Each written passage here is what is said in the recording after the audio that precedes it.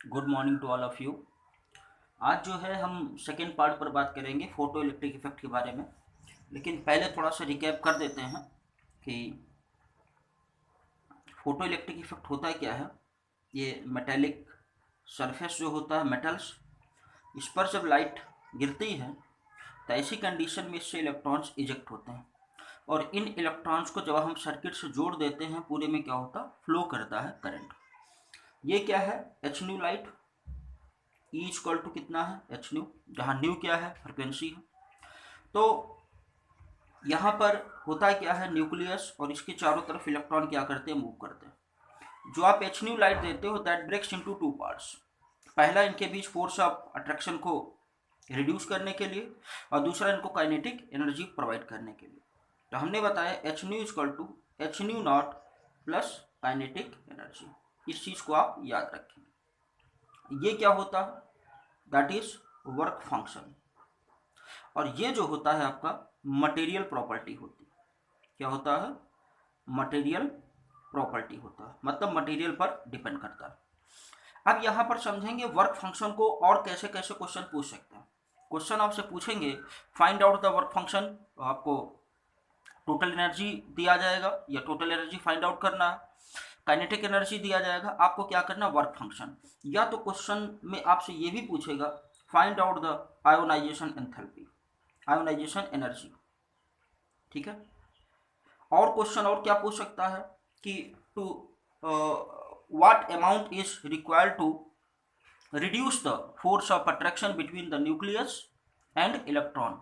या तो कह सकते हैं किस फोर्स से न्यूक्लियस और इलेक्ट्रॉन जो है आपस में बंधे हुए। ठीक है। और क्या है, energy to reduce force of attraction between nucleus and electrons. इतने तरह से आपसे क्वेश्चन पूछा जा सकता है।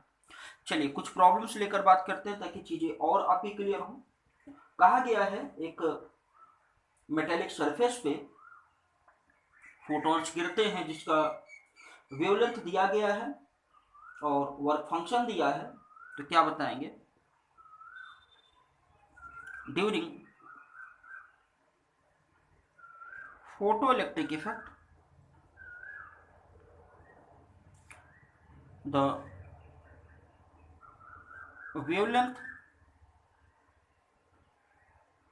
of striking photon कितना है, 4 into 10⁻⁻7 metre. And work function ये कितना बेटा, that is 2.13 electron volt. Find out, क्या क्या फाइंड आउट करना, नंबर 1 एनर्जी ऑफ फोटोन। दूसरा क्या फाइंड आउट करना है, सेकेंड जो है काइनेटिक एनर्जी ऑफ इलेक्ट्रॉन। तीसरा जो फाइंड आउट करना है that is velocity of electron. इतनी बातें हमको बतानी। तो आपको बताया गया कि ये मेटेलिक सरफेस है, ये क्या है, मेटेलिक सरफेस है, और इस पर लाइट ये गिर रही, और कितना इसकी एनर्जी एच न्यू होती है, ई इक्वल टू, और इसको हम एच सी अपान लेमडा भी लिख सकते हैं। लेमडा वैल्यू ऑलरेडी गिवन है आपको, तो उससे आप एनर्जी फाइंड आउट कर सकते हो। फिर इसके बाद कहा ये न्यूक्लियस है और इसको चारों तरफ से इलेक्ट्रॉन क्या कर रहे हैं, मूव कर रहे हैं। फिर इसको रिड्यूस करने के बाद इसको क्या मिलेगी, काइनेटिक एनर्जी मिलेगी। तो पहले हम क्या निकालेंगे, एनर्जी, और फिर इसके बाद काइनेटिक एनर्जी कैसे निकालेंगे, ऑलरेडी आपको क्या दिया, वर्क फंक्शन दिया। चलिए बात करते हैं। तो यहाँ पे E equal to H C upon lambda के, ये हो जाएगा 6.26 इंटू 10⁻⁻34, और इधर होगा 3 इंटू 10⁸ डिवाइडेड बाई 4 इंटू 10⁻⁻7। ये हमने करा। तो इसको हम लिख सकते हैं 6.626 इंटू 3 डिवाइडेड बाई 4। फिर इसके बाद क्या करते हैं, जो भी पावर्स वाली वैल्यू है उनको एक तरफ कर लीजिए। ये पावर्स वाली है, ये पावर्स, इनको एक तरफ। तो कितना होगा -34। ये माइनस से ऊपर जाएगा तो क्या होगा प्लस, तो +8 और कितना हो जाएगा +7। अब इसको कैलकुलेशन को इजी बनाने के लिए ये वैल्यू जो हम यहाँ से मान लीजिए नेगलेक्ट कर देते हैं, तो हो जाएगा कितना 6.6 इंटू 3, ठीक है, डिवाइडेड बाई कितना 4, और ये हो जाएगा -19 और 8 7 कितना हो जाएगा 15, फिर इधर, और ये हो जाएगा 19.8 डिवाइडेड बाई 4 इंटू 10⁻⁻19। और ये कितना दिया 19.8, मतलब अगर इसको राउंड फिगर में देखें तो लगभग कितना है 20, और 20 को अगर हम 4 से डिवाइड करेंगे तो कितना आएगा 5 आएगा। लेकिन 5 से एक थोड़ा कम करिए, थोड़ा सा पीछे जाएंगे 5 से, कितना होगा 4.9 इंटू 10⁻⁻19 जूल। ये आपका आंसर आ जाता है। फिर आगे हम बात करते हैं, आपको इसको कन्वर्ट करना है इलेक्ट्रॉन वोल्ट में। तो होता क्या है 1 electron volt equal to 1.6 into 10⁻⁻19 joule के।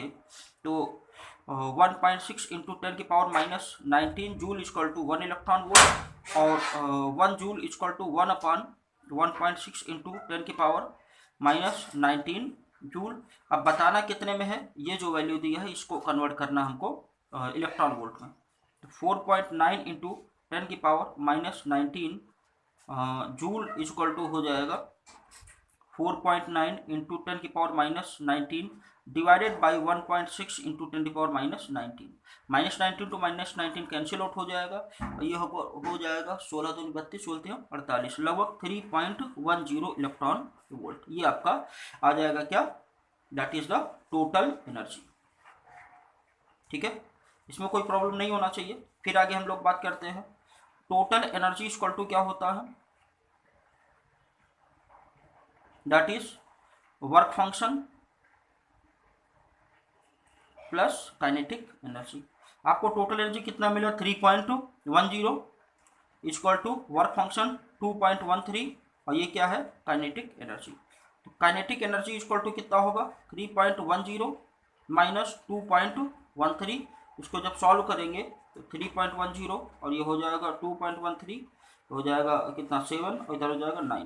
तो कितना मिलेगा, इधर मिलेगा आपको 0.97 electron volt, that is the kinetic energy. तो हमने क्या निकाल लिया, टोटल एनर्जी निकाला, इसको हमने कन्वर्ट कर दिया इलेक्ट्रॉन वोल्ट में। ठीक है, और इलेक्ट्रॉन वोल्ट से अगर हम काइनेटिक अगर वर्क फंक्शन को माइनस करेंगे तो क्या मिलेगा काइनेटिक एनर्जी। फिर आगे हम लोग बात करते हैं वेलोसिटी के बारे में। आपको पता 12 mv² kinetic energy equal to होता है। तो यहाँ पर v स्क्वायर बराबर कितना होगा kinetic energy into 2 divided by m। तो v इक्वल टू हो जाएगा kinetic energy into 2 divided by m। अब देखिए यहाँ पर काइनेटिक एनर्जी की वैल्यू कितनी दी है आपको 0.97, लेकिन उसको आपको जूल में कन्वर्ट करना पड़ेगा, और जूल में कन्वर्ट करने के लिए 1.6 इंटू 10⁻⁻19 से मल्टीप्लाई। तो 0.97 इंटू 10⁻⁻19 सॉरी, और इसको क्या करेंगे पहले 1.6 करना चाहिए, कोई दिक्कत नहीं, चलिए ठीक। और फिर इसके बाद कितना हो जाएगा 2 डिवाइडेड बाई 9.1 इंटू 10⁻31। तो ये आ गया।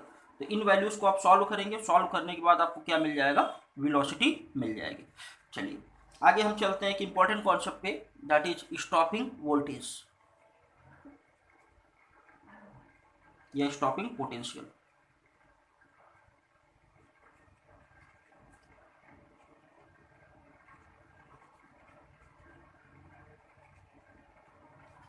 स्टॉपिंग पोटेंशियल या स्टॉपिंग वोल्टेज।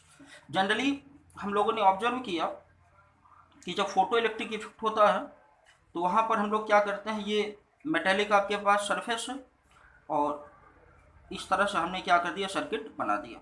तो ये क्या है, लाइट जब गिरेगी इस पर तो इलेक्ट्रॉन्स क्या होते हैं इजेक्ट होते हैं, और ये प्लेट कैसी है पॉजिटिव प्लेट, और ये किस तरह से काम करेगी नेगेटिव प्लेट की तरफ। की तरह। तो इस तरह से इलेक्ट्रॉन्स क्या होते हैं, पूरे सर्किट में फ्लो किया करते हैं, पूरा घुमा करते हैं, ठीक है। लेकिन स्टॉपिंग वोल्टेज का मतलब, अगर ये जो प्लेट है इस पर हम पॉजिटिव के बजाय अगर निगेटिव वोल्टेज अप्लाई कर दें तब क्या होता, ठीक है। तो अगर ये निगेटिव प्लेट की तरह काम करेगी तब क्या होता, एक दूसरा हम एक फिगर के थ्रू इसको समझते हैं।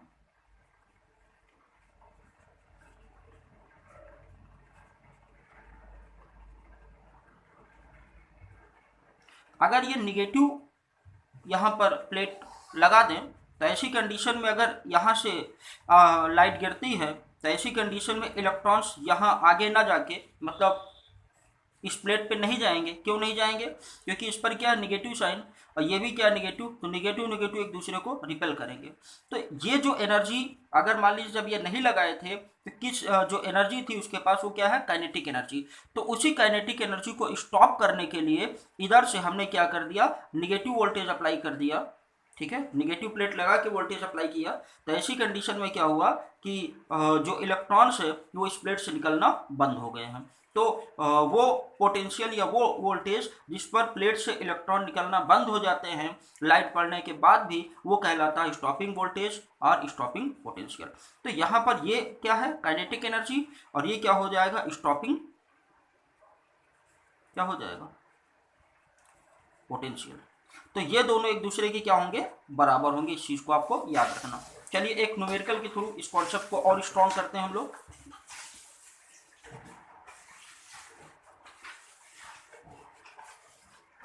क्वेश्चन है कि इन एन एक्सपेरिमेंट, क्वेश्चन है आपका, इन एन एक्सपेरिमेंट, एक एक्सपेरिमेंट में पाया गया, क्या पाया गया कि सिल्वर मेटल है उस पर स्टॉपिंग वोल्टेज जो है वो कितना है।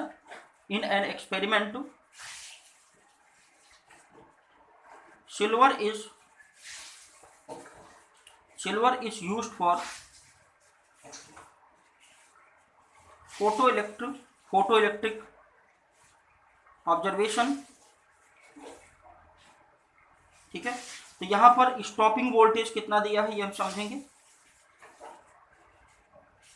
That is 0.35 volt. और इसके लिए जो लाइट यूज की गई and used photon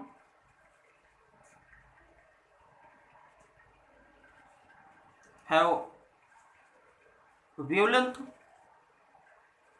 equal to 2000 nanometre, इतना हमने यूज किया। तो सिमिलर वही कंडीशन है, यहाँ पे ये प्लेट है आपकी और ये क्या है, हमने इधर से वोल्टेज अप्लाई किया, इलेक्ट्रॉन्स निकलना चाहते हैं लेकिन स्टॉपिंग वोल्टेज कितना है 0.35, मतलब 0.35 का वोल्टेज अप्लाई किया। तो ये काइनेटिक एनर्जी जिस स्पीड से आगे जाना चाहते हैं उसको रोकेगा कौन, स्टॉपिंग वोल्टेज।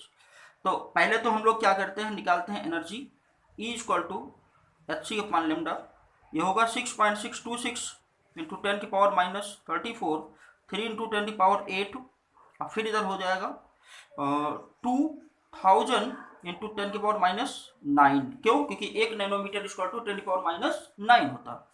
अब यहाँ पर आप लिखेंगे 6.6 इंटू 3, और ये हो जाएगा कितना 2000, और इधर हो जाएगा आपका माइनस 34, और ये माइनस में जो है ऊपर जाएगा प्लस में, तो 8, और ये हो जाएगा। फिर इसके बाद ये जो 30 इसको भी हम भेज सकते हैं, इसको आप मल्टीप्लाई करें 19.8, और ये लगभग हो जाएगा 2000, और इधर करेंगे 9 8 17 माइनस 17 होगा, और ये अगर 30 फिर ले जाए हम नीचे से तो 19.8, और इधर हो जाएगा माइनस 17, ठीक है। ये 30 ऊपर जाएंगे एज ए 1000 को ऊपर ले जाएंगे तो कितना होगा 10 की पावर माइनस 3, ये कितना होगा 2।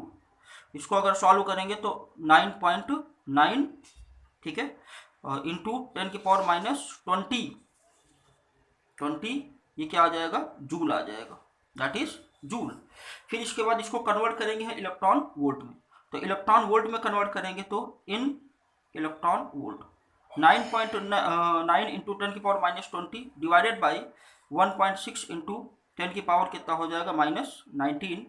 तो अब यहाँ पर क्या करते हैं, 19 से 19 जाएगा लेकिन एक माइनस ऊपर बचेगा और ये हो जाएगा कितना 96 लगभग, ये हो जाएगा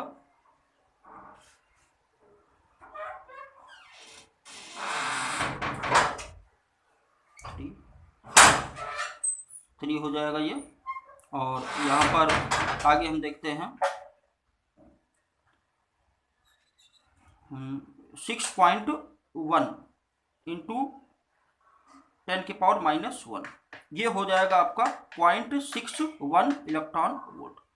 ये आपका आएगा क्या, जो एनर्जी आप सप्लाई कर रहे हैं। फिर इसके बाद ये जो एनर्जी तो आप दे रहे हैं, और दूसरा स्टॉपिंग जो वोल्टेज है वो कितना 0.35 वोल्टेज, और ये किस तरह से एज ए काइनेटिक एनर्जी को रोकने का काम कर रही है, मतलब kinetic energy is equal to stopping voltage. चलिए देखते हैं, यहाँ पर H nu equal to H nu naught plus kinetic energy, और काइनेटिक एनर्जी इक्वल टू क्या है, that is stopping voltage, stopping voltage. तो यहाँ एच न्यू की वैल्यू कितनी आई है, टोटल कैलकुलेट किया है तो 0.31 electron volt is equal to H nu naught हमको फाइंड आउट करना है, प्लस काइनेटिक एनर्जी कितना दिया है as given in question 0.35 electron volt. तो ये हो जाएगा H nu naught that is equal to also work function कितना होगा 0.31 माइनस 0.35। अब इसको माइनस करेंगे,